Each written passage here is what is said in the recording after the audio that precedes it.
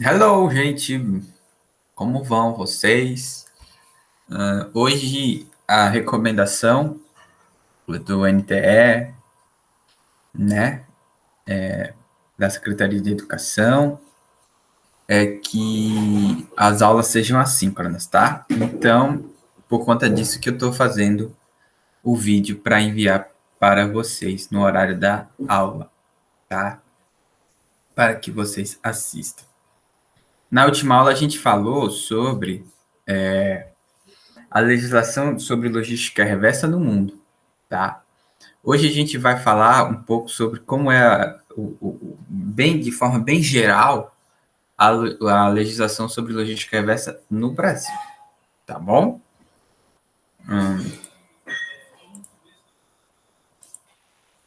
Muita gente fala assim que o Brasil é um país sem lei, tá? Essa frase, ela é errada. Por quê? Porque a Constituição brasileira, ou seja, o conjunto de leis que rege o nosso país, que a gente tem que respeitar aqui no nosso país, que foi aprovada em 1988, ou seja, há 32, 33 anos atrás, eu não era nem nascido nessa época, para vocês terem uma ideia. Essa legislação é boa, é uma das melhores e mais elogiadas do mundo, tá? E quando se fala em meio ambiente, ela é muito boa, até porque o Brasil é um país que tem a floresta amazônica, tem os maiores recursos hídricos do mundo, ou seja, no Brasil é o lugar que tem mais água doce no mundo. Por isso que é bizarro, por exemplo, quando a gente sofre com problemas de racionamento. E aí se demonstra o quanto não é só o problema de seca, mas também é um problema de má gestão.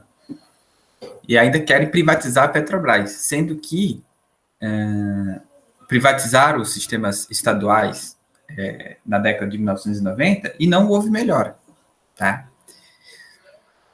Mas, enfim, o principal assunto não é esse. Então, essa Constituição brasileira que foi aprovada em 1988, no que se reflete a questão do meio ambiente, ela é muito boa. É uma das melhores do mundo, justamente porque o Brasil é um país que necessita de ter um cuidado especial com relação à questão do meio ambiente.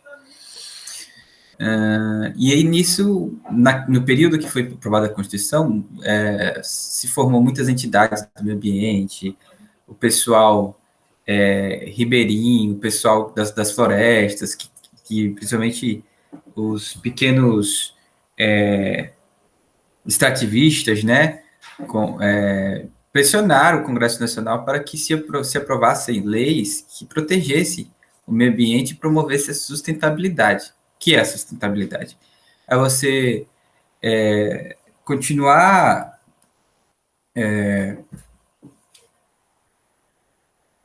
tirando o proveito da natureza para a sustentação da economia, mas de forma responsável, de forma que você não destrua o meio ambiente, né?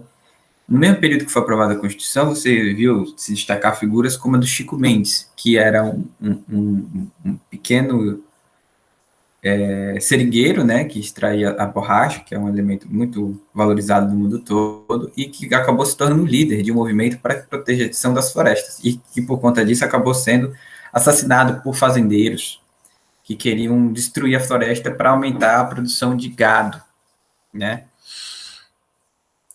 Então, os indígenas também se organizaram para pressionar no sentido de que se conseguisse leis para a sua sobrevivência, para a proteção do meio ambiente, né? Então, a legislação brasileira no que toca à sustentabilidade, à proteção ambiental, ela é uma das melhores do mundo, né? Ela é elogiada no mundo todo. E aí você pergunta, por que que tem tanta devastação, derrubada de matas, queimadas, poluição de rios e mares no Brasil? Porque a lei tem, só falta a fiscalização. Então, a culpa é muito por conta do poder público que não investe no financiamento para a promoção da fiscalização adequada e para que as pessoas que causam impactos ambientais graves sejam punidas, multadas ou presas. O Brasil, por exemplo, é um país que dá muita multa para aqueles que realmente derrubam florestas, poluem rios, só que não cobra essas multas. Se o Brasil cobrasse todas as multas de pessoas que tem crimes comprovados, o Brasil, por exemplo, poderia até sair dessa crise econômica que a gente vive. Então, você não tem o direito de dizer que o Brasil é um país que não tem lei, principalmente na questão do meio ambiente. Você tem o direito de falar que o Brasil se fiscaliza mal os criminosos. Não se chega aos criminosos, não se pune os criminosos, e quando se pune, por exemplo, com multas, essas multas nunca são cobradas de forma eficaz, né? E também falta vontade política, principalmente no atual governo que a gente vive, que é um governo que está aprovando e incentivando a aprovação de leis que são leis que causam retrocessos. Então, repare o seguinte, o problema do Brasil hoje é a falta de fiscalização e investimento na fiscalização para punição adequada às pessoas que promovem danos ao meio ambiente. E o governo atual, com o apoio do Centrão, com o apoio do Congresso Nacional, de deputados e senadores, está apoiando leis que vão ser retrocessos no sentido de estragar o conjunto legislativo de proteção ao meio ambiente, que do Brasil é um dos melhores do mundo. Então, o que o Brasil tem de bom é a lei. Até isso, o atual governo e os atuais legisladores querem estragar. Então, a única coisa que o Brasil tem de bom é a lei. E aí eles vão, a partir de uma série de projetos de lei, estragar essa lei que o Brasil tem. Entre essas leis, a gente vai ver uma que está diretamente ligada ao assunto de hoje. A gente vai ver mais para frente. Tá? Quais são os princípios de lei que embasam, por exemplo, a legislação de logística reversa no Brasil, que é o nosso assunto, que é a logística reversa? O Brasil tem uma série de leis e medidas que fazem com que a logística reversa no Brasil seja cumprida, né? Se cumpra, né? Ponto 1. Quem polui, paga. O gerador de resíduos sempre responderá pelo mesmo e pelos danos causados. Então, desde uma pessoa que joga um lixo no chão até as grandes empreiteiras que fazem obras que danificam o meio ambiente, que fazem poluição sonora, visual, do ar, né? Essas têm que ser punidas desde o primeiro momento. Elas que são as responsáveis. Todo mundo que promove um resíduo, por exemplo, ele é responsabilizado pelo resíduo que provoca. Então, se você, desde um canudinho que você joga na areia da praia, que vai para o mar e mata uma tartaruga, né? Ou o lixo que é descartado de forma inadequada por uma grande empresa, né? Ele deve... O que acontece? Tudo isso promove um dano do meio ambiente que, às vezes, para você consertar, você gasta dinheiro.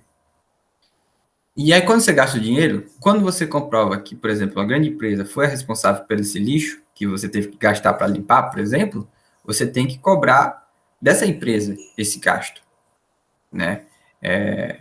Se é comprovado, por exemplo, que você jogou um lixo no chão e há na lei municipal uma espécie de punição para quem faz isso, você vai ter que arcar, por exemplo, com o gasto que você tem que com a limpeza desse chão.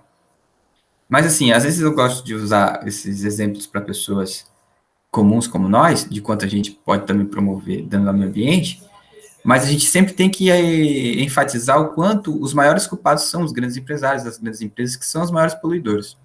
E que devem, assim que se for comprovado que ele foi o responsável, por exemplo, por um lixo tóxico, o que foi gasto para que se faça a limpeza desse lixo tóxico tem que ser cobrado dessa pessoa que fez esse lixo, ou dessa empresa que fez esse lixo, tá? Se houver o mínimo indício que comprove que uma empresa é responsável ou corresponsável, né, por um dano ao meio ambiente, essa tem que ser responsabilizada, né? Por mais que, por exemplo, seja indireto, por mais que, por exemplo, eu só comprei dessa empresa que promoveu esse dano ambiental. Ela também tem que cumprir, ela também tem que responder às consequências de forma criminalmente, pagando multas e tudo mais, né? O artigo 129 da Constituição Federal prevê que o Ministério Público propõe ações públicas contra empresas e indivíduos que causem danos ao meio ambiente. Isso quer dizer o quê? Quando se comprovar que uma empresa é responsável ou corresponsável, ou seja, responsável de forma até indireta por um dano causado, para que essa empresa seja punida, o Ministério Público, que é o órgão do Estado que tem a responsabilidade de abrir processos contra uma pessoa ou contra uma empresa, O Ministério Público tem o direito de abrir uma ação pública, que, ou seja, entrar na justiça e montar uma acusação contra essa empresa que promoveu esse dano ao meio ambiente para que ela seja responsabilizada criminalmente, né? Se o Ministério Público por si só não consegue ou não percebe, por exemplo, um dano causado por uma empresa ao meio ambiente, a União, ou seja, o próprio presidente da República, os estados, os municípios, as autarquias, empresas públicas, né? Por exemplo, sei lá, Petrobras descobre que tem um cara lá que está uma pessoa civil que está derrubando agrotóxico no rio. Ela pode ir lá e entrar no Ministério Público para punir essa pessoa. Sociedade de economia mista, né? Ou seja, empresas públicas que têm ações privadas, né? Associações, inclusive, principalmente as que estão ligadas à defesa do ambiental, elas podem entrar na justiça para que se abra um processo contra a empresa que supostamente esteja prejudicando o meio ambiente de alguma forma, né? E esse ponto último é o que eu quero frisar bastante, que é o seguinte: todo grande empreendimento que pode promover um impacto grave ou que se presume que vai causar um impacto grave ao meio ambiente, esse empreendimento ele tem que fazer uns estudos de impacto ambiental. O que é isso? É um relatório onde ele coloca especialistas da área para fazer, no sentido de verificar se esse empreendimento que ele vai fazer vai ser muito danoso ao meio ambiente, se vai ser pouco danoso ou não se vai causar dano nenhum. Esse é o EIA, Estudos de Impacto Ambiental. Por que eu estou frisando esse EIA? Porque ele é muito importante, porque, por exemplo, se você quiser fazer hidrelétrica, você tem que provar que essa hidrelétrica não vai causar dano ao meio ambiente. Se você vai montar uma empresa, pode ser uma fábrica que vai gerar milhares de empregos, é ótimo, mas aí você tem que mostrar que essa fábrica não vai poluir rio, poluir ar, jogar lixo de forma inadequada em qualquer lugar, né? Que vai, por exemplo, dar todo o acesso a equipamentos de proteção para os funcionários, né? Ela tem que provar por meio desse relatório. Então, por que eu estou destacando isso? Porque está circulando, está sendo discutido o projeto de lei, esse 3.729, que restringe quem deve ser obrigado a fazer esses estudos de impacto ambiental.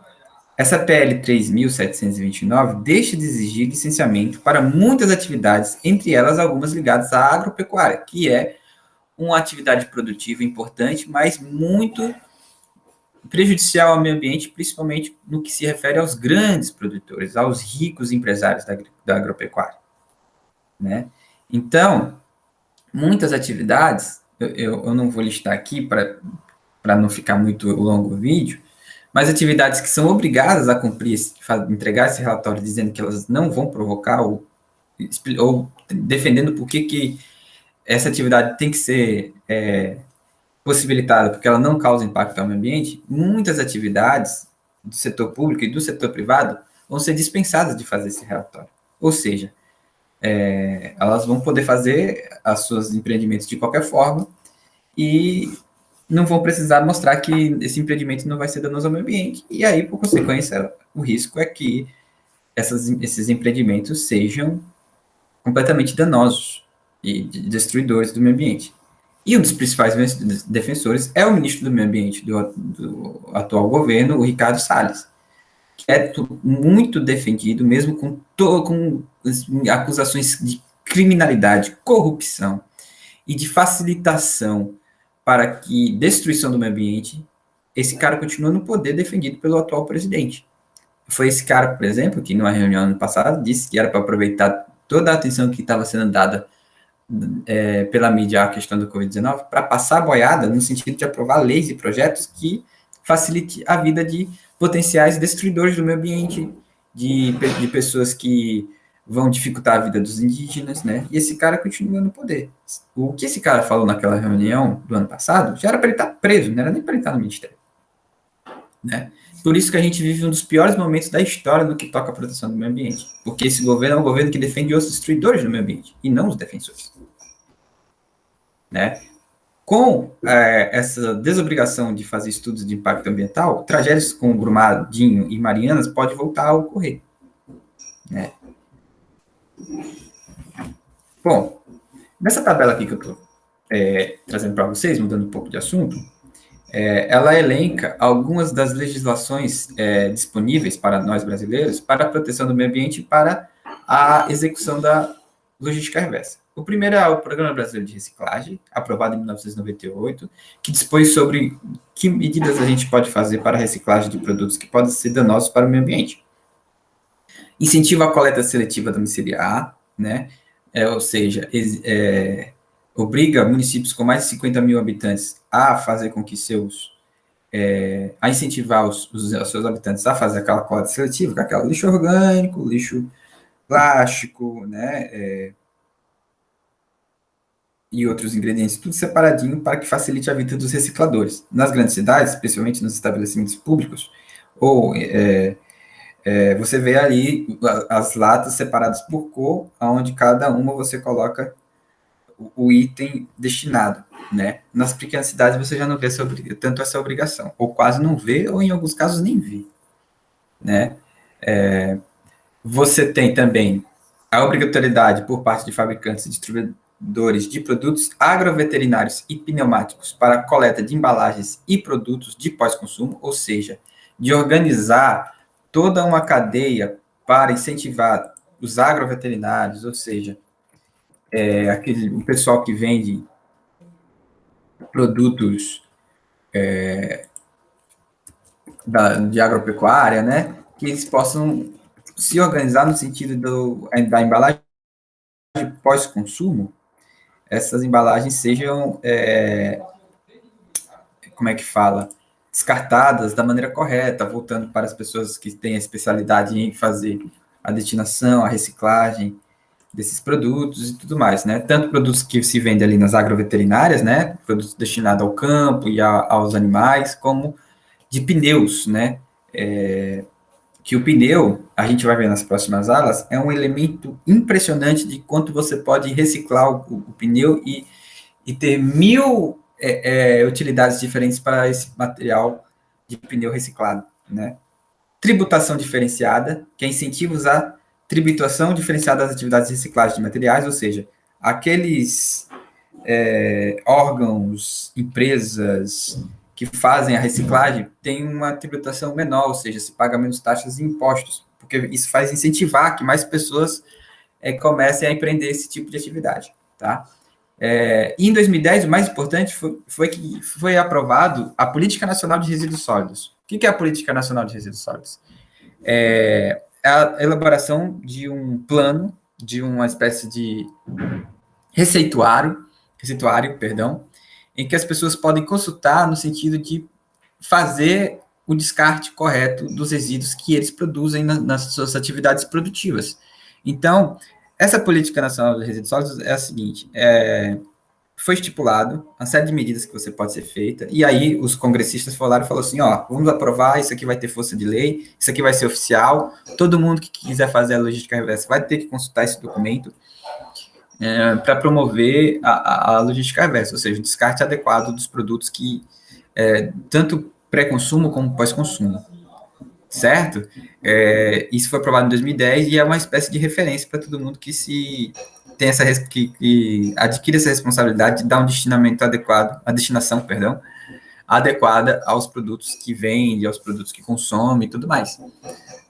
Então, assim, quando não se faz de maneira adequada, isso dá um problema para o meio ambiente, essa política pode ser utilizada na forma de aumentar ou aperfeiçoar o argumento contrário às pessoas que promovem dano ao meio ambiente para que elas sejam punidas. Então, por exemplo, você entrar com uma ação do Ministério Público para punir uma empresa que causou um impacto ambiental grave, você utiliza a Política Nacional de Resíduos Sólidos para falar assim, ó, é para ele fazer isso aqui, isso aqui, isso aqui, e não fez. Tá. E em 2012, em São Paulo, deu um passo importante na questão do meio ambiente ao proibir o uso de sacolas plásticas nos supermercados, né? E o supermercado que quiser disponibilizar, ele vai ter que cobrar pelo uso das sacolinhas plásticas, Isso incentiva o quê? A pessoa comprar uma sacola retornável, levar sempre na hora de fazer compra e ao invés de utilizar sacolinhas, ela coloca ali na sacola retornável dela e leva para casa, né? Exemplos de lei de logística reversa. Em 2000 foi aprovada a Lei 9.974, que reza para que todos os envolvidos no processo de envasamento e uso de defensivos agrícolas, vamos dizer no português bem claro, né, agrotóxico, né, devem ser responsabilizados pelo descarte correto, né. Basicamente, essa lei obriga que todo mundo que participa ali da cadeia do defensivo agrícola, desde o fabricante até o vendedor, terminando ali no agricultor que utiliza o defensivo agrícola, eles se responsabilizem para a destinação correta das embalagens plásticas ao qual esses produtos estão envasados, né? O próprio agricultor, que é, digamos assim, o elo mais fraco dessa cadeia, dessa corrente, ele faz sua parte fazendo a tríplice lavagem, que é um processo de lavar a embalagem por dentro para devolver para a unidade de recebimento e a unidade de recebimento conduzir essas embalagens para a reciclagem, né? E com esse plástico provindo dessas embalagens dos defensivos agrícolas, dos agrotóxicos, você pode fazer uma série de coisas, como tubo para esgoto, conduíte corrugado, duto corrugado, sacos plásticos para descarte, embalagem para óleo lubrificante, entre outros produtos.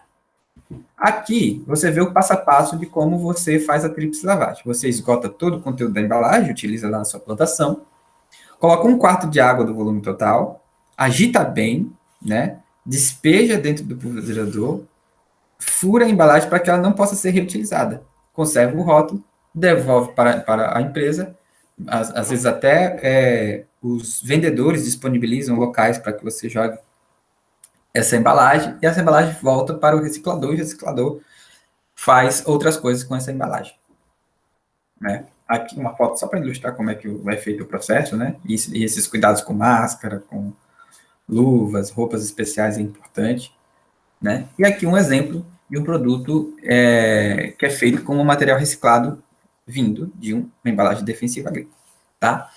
Então, por hoje é isso, pessoal, né? Nas próximas aulas a gente vai ver algumas especificidades da logística reversa e algumas especificidades de alguns produtos que são que já tem toda uma espécie de leis e recomendações de como fazer a reciclagem, a reutilização, o reaproveitamento, enfim, a logística reversa desses produtos, tá?